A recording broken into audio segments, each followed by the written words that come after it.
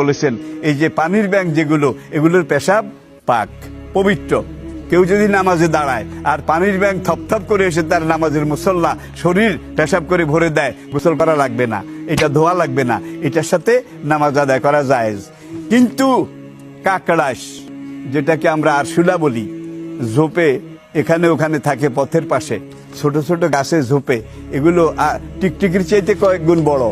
আর থোক্কা বা সান্ডা এটার সাইজের মতো, থোক্কাটা কালো, মাথাটা বড়।